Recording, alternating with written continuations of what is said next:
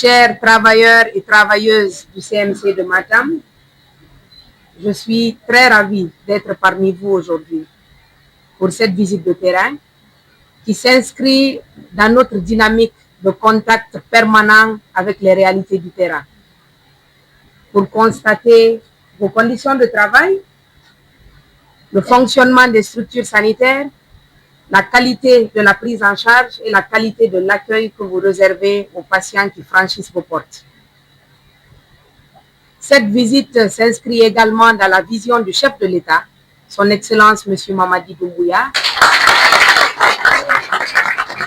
qui, à travers son programme de développement social et responsable Simandou 2040, a inscrit la santé et le bien-être à son pilier 5 comme priorité absolue de sa conduite et de son leadership pendant les 15 prochaines années de notre pays.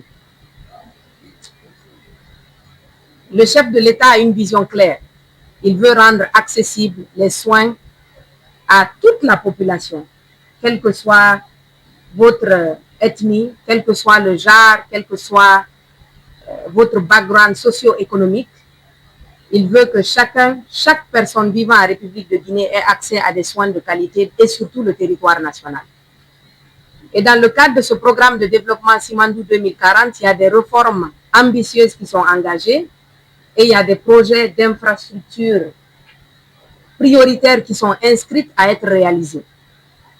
Donc, parmi ces réformes, c'est l'accessibilité aux soins de santé primaire, la lutte contre la maladie, l'accroissement considérable du taux de vaccination dans notre pays, l'engagement vers l'élimination du paludisme, qui est le premier fardeau de morbidité aujourd'hui en République de Guinée, la construction de plusieurs infrastructures sanitaires, l'équipement, le renforcement en ressources humaines de qualité et la formation du personnel de santé. Et parmi ces réformes figure la reconstruction du centre médical de Matam.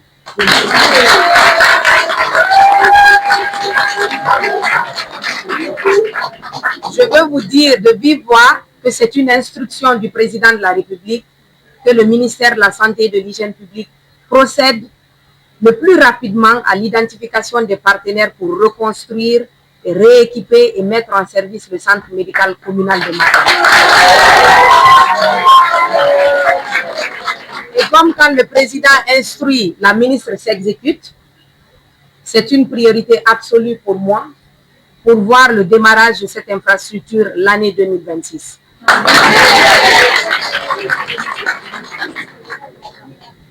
Dans cette dynamique de modernisation, vous occupez une place importante. L'hôpital, au-delà des bâtiments et des équipements de pointe, c'est les ressources humaines de qualité qui y travaillent. C'est à cause de vos compétences, de votre expertise et de vos engagements que la population viendra dans ce centre. Nous avons la volonté de le renouveler du moins. Nous en avons la capacité aujourd'hui et nous demandons votre engagement pour que cela soit une réalité. L'engagement par quoi? En améliorant la qualité de l'accueil dans nos structures sanitaires.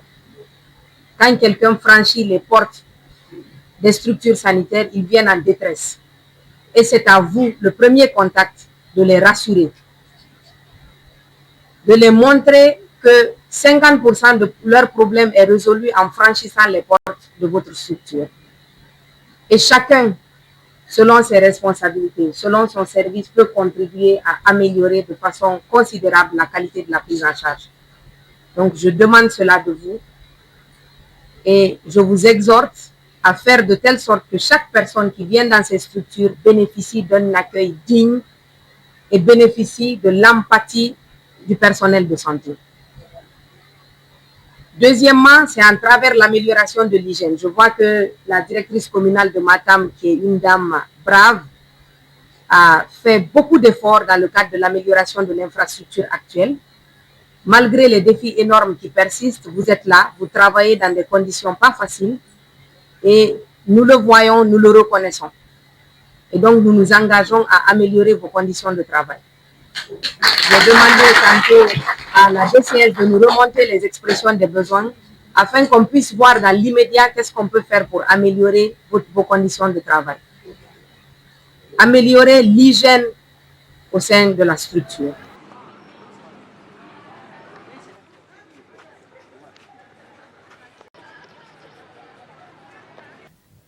C'est avec une grande humilité que je me rends sur ces visites de terrain dans les différents centres pour constater de visu l'état de nos infrastructures sanitaires, les conditions de travail du personnel de santé, le fonctionnement de ces structures de santé, la qualité de la prise en charge et de l'accueil que nous réservons à nos compatriotes. Ceci s'inscrit dans la vision du chef de l'État, son Excellence M. Mamadi Doumbouya, qui a placé la santé au cœur de ses priorités en l'inscrivant dans le programme de développement Simandou 2040 au pilier 5 qui lui est dédié. Sa volonté, elle est très simple, c'est d'assurer l'accès à des services de qualité sur tout le territoire national. Et pour ce faire, dans ce programme ambitieux, nous avons entamé une transformation très profonde du système de santé pour atteindre la couverture sanitaire universelle qui est inscrite aujourd'hui dans la Constitution de notre République. Il faut noter que la Guinée est le premier pays à inscrire la couverture sanitaire universelle dans sa Constitution. Ça veut dire que le chef de l'État a pris l'engagement de mettre les moyens à disposition pour assurer le droit à la santé à tous ses compatriotes. Aujourd'hui, on ne peut pas parler de développement durable sans population en bonne santé. Ça commence dans nos structures sanitaires et ça se termine dans nos structures sanitaires, des naissances au décès. Donc, dans ce cadre, il est de ma responsabilité de venir au contact du personnel de santé pour toutes ces raisons que j'ai précitées. Je suis très satisfaite de ce que j'ai constaté au centre médical communal de Flamoya. Je voudrais très sincèrement le dire que il a mérité une confirmation. Et aujourd'hui, je vois que Dr Siba tient ce centre avec ses deux mains, de par vraiment l'organisation que j'ai vue ici et le maintien de ces infrastructures depuis la remise il y a bientôt 4 ans aux populations. Ça veut dire que lui-même, il est à pied d'œuvre pour s'assurer que il y a un niveau minimum de maintenance qui est assuré, mais d'hygiène hospitalière aussi qui est là et de qualité des prestations de soins. Donc, c'est un exemple pour tous nos intérimaires à suivre que quand on vous met à un poste de responsabilité, que ce soit titulaire ou intérimaire, vous devez d'assumer cette responsabilité avec engagement et avec rigueur. Et c'est ce qu'il fait. Et j'aimerais très sincèrement le remercier dans ce sens. Et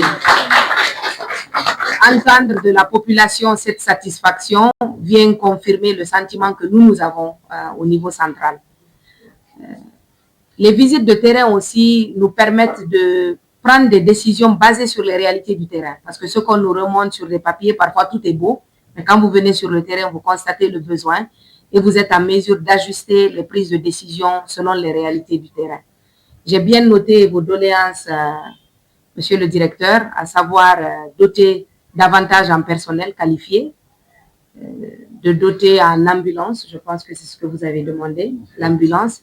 Et pour une première fois que je vois un directeur de centre réclamer la digitalisation, ça veut dire qu'il est déjà dans l'esprit de modernisation que le chef de l'État prône, parce que la digitalisation figure aujourd'hui parmi les réformes majeures que nous devons entamer au ministère. Et donc, les autorisations requises à ce sens vous parviendront pour pouvoir entamer très rapidement cette digitalisation qui va permettre d'améliorer le circuit du patient au sein de cette structure sanitaire.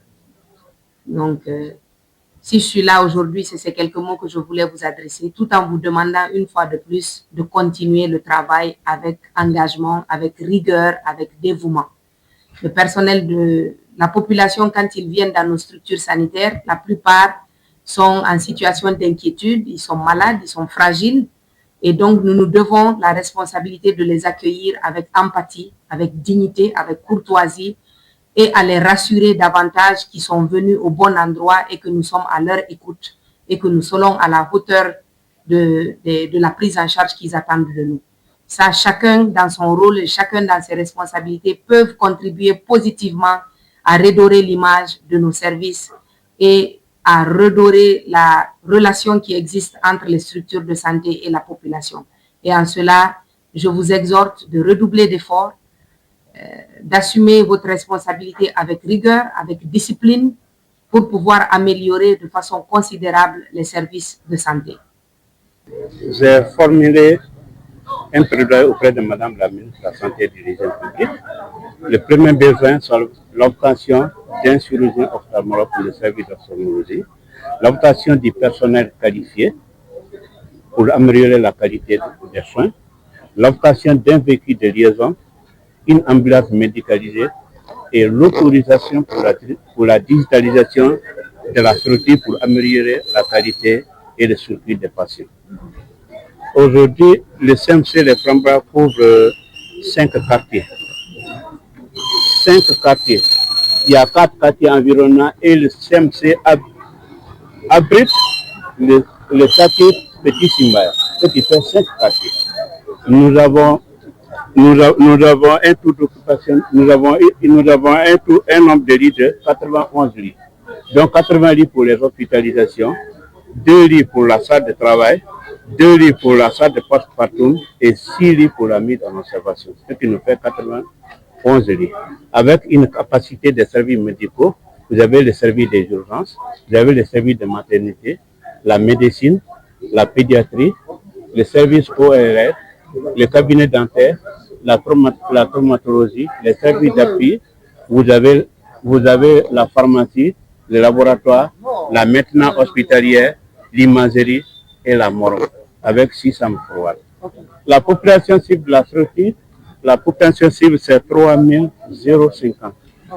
Et nous sommes, par mois, nous sommes autour de 2800 à 3000. Hospitalisation, nous sommes autour de 300 à 400. Il faut dire que la qualité de la structure s'est améliorée. Au départ, on avait un hôpital de 22 lits. Et aujourd'hui, nous avons un hôpital de 80 lits. Alors que nous sommes allés de 800 consultations à 3000 consultations. De 50 hospitalisations, nous sommes allés à 350 hospitalisations. Avant, on n'avait pas un service de chirurgie. Aujourd'hui, nous avons un service de chirurgie. Nous avons un service de gynéco-obstétrique avec un bloc opératoire. Nous avons un service d'ophtalmologie avec un bloc opératoire. Nous avons un service de traumatologie et un service d'urologie. Pour être clair, vous savez, l'objectif de cette visite de terrain, il est sans équivoque. Madame la ministre, comme vous l'avez constaté, elle est engagée dans une dynamique de refondation profonde de notre système de santé. Et c'est dans ce sens qu'elle vient auprès des populations, auprès des structures sanitaires, pour s'enquérir des conditions d'accueil, d'hospitalisation, de prise en charge de ses concitoyens.